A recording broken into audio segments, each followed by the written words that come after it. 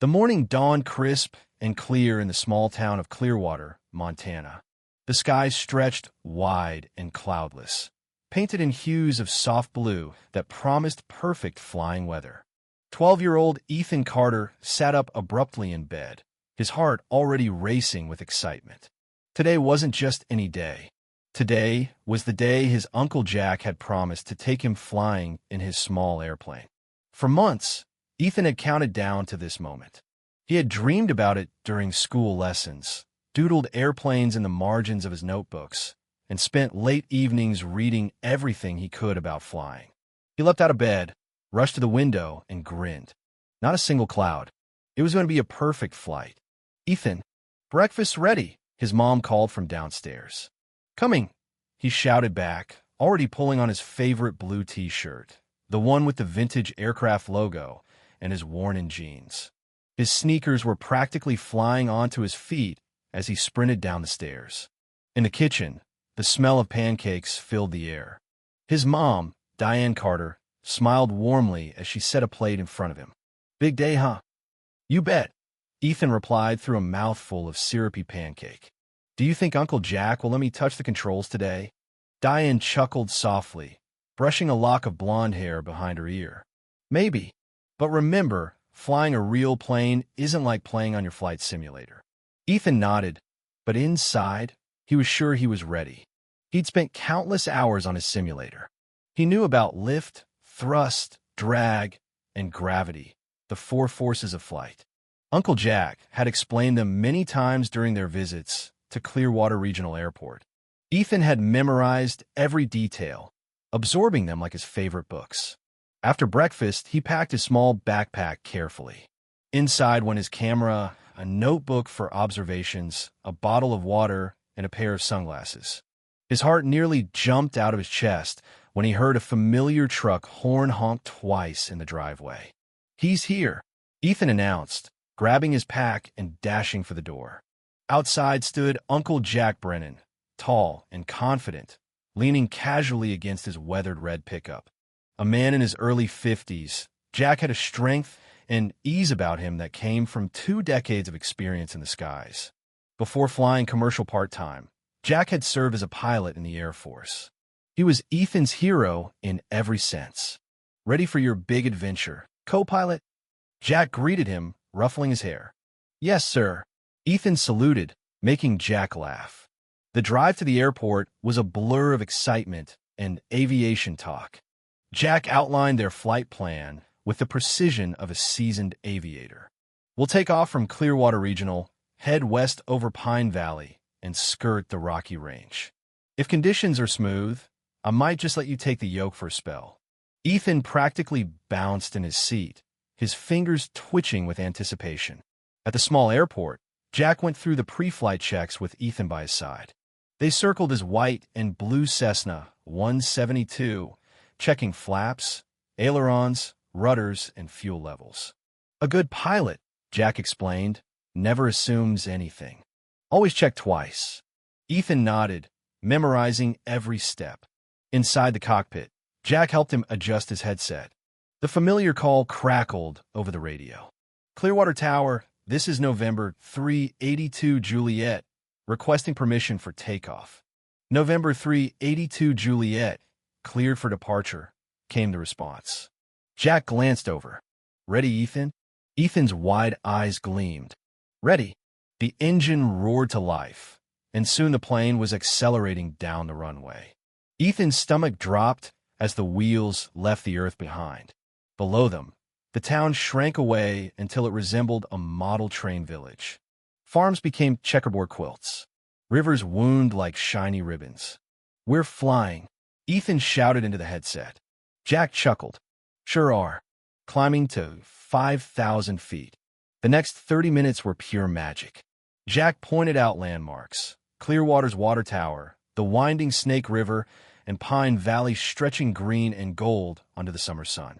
Ethan had never felt so alive or so free. But then something changed. Jack's cheerful commentary stopped. His hand clutched his chest. His breath hitched. "Uncle Jack," Ethan asked, alarm spreading through his voice. "What's wrong?" Jack's face turned ashen. His breathing became ragged. I don't feel right, he managed, his voice strained. Ethan stared, panic clawing at his throat. Jack was rubbing his left arm. Beads of sweat dotted his forehead. My chest hurts, Jack gasped. Suddenly, the hero who had always been steady and invincible was in serious trouble. At 5,000 feet in the sky, alone with his 12-year-old nephew. Uncle Jack, Ethan cried, his hands trembling. What do I do? With visible effort, Jack reached for the autopilot switch. Turning on autopilot, he panted. A small beep sounded as the system engaged. It'll keep us level. For now. Ethan's heart pounded. His uncle was pale and fading fast. Listen, Jack said weakly, fighting to stay conscious. You have to call for help. Radio. Ethan swallowed hard. He had seen Jack use the radio many times, but never thought he'd have to do it alone. He grabbed the microphone with shaking hands. What do I say? He asked desperately. Mayday, Jack whispered. Say it 3 times. Give her call sign. Tell them. Pilot medical emergency. Ethan took a breath. Mayday, mayday, mayday. This is November 382 Juliet. We have a pilot medical emergency. The pilot is having chest pains, possibly a heart attack. For a moment, there was only the hum of the engine and static on the radio. Then, a calm voice crackled through the headset. November 382 Juliet, this is Clearwater Tower. Copy your mayday.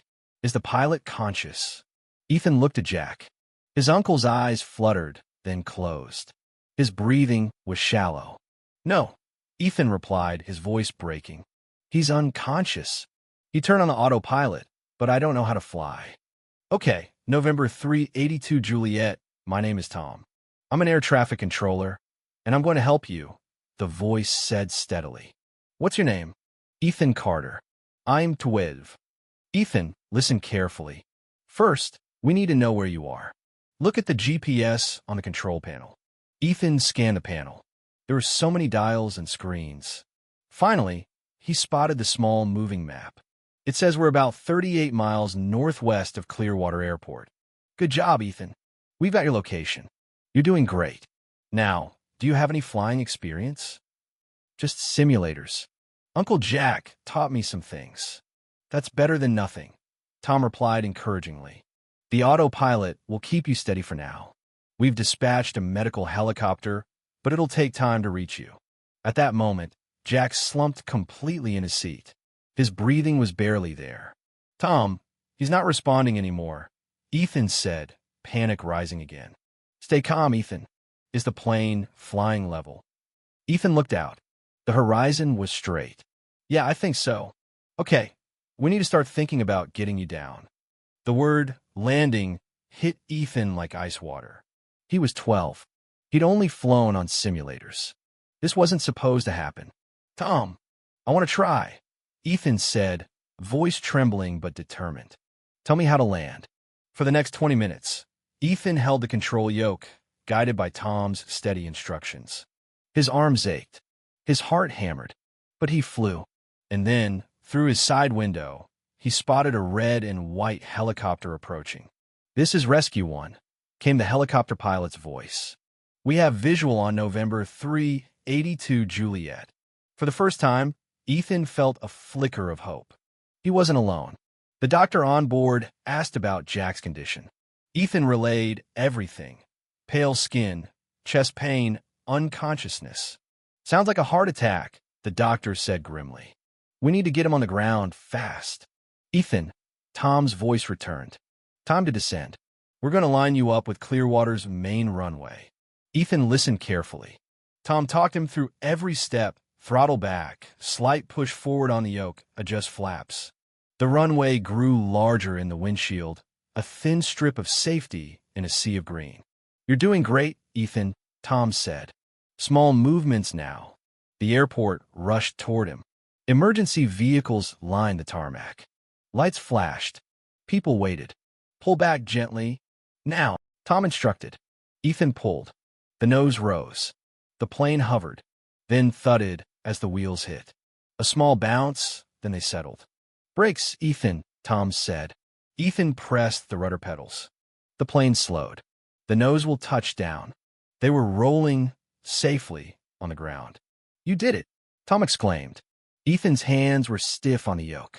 He slowly released his grip. Turn off the engine, Tom guided. Ethan found the key, turned it, and the engine quieted. Silence filled the cockpit. The door was heavy, but Ethan pushed it open. Fresh air rushed in. Paramedics swarmed the plane. A woman with short dark hair, her name tag read Maya, reached him first. Are you hurt? She asked. No, Ethan said, his voice small. But my uncle... The paramedics moved quickly. Jack was lifted onto a stretcher. Oxygen mask on. IV started. You save his life, Maya told Ethan gently. Ethan watched as the ambulance doors closed and sped away. His legs shook. Ethan Carter, a calm voice asked. It was Tom Daniels, the controller. He was older than Ethan had pictured, with silver hair and kind eyes. You're Tom? Ethan asked. That's me. Tom smiled. Had to meet the kid who made the impossible landing.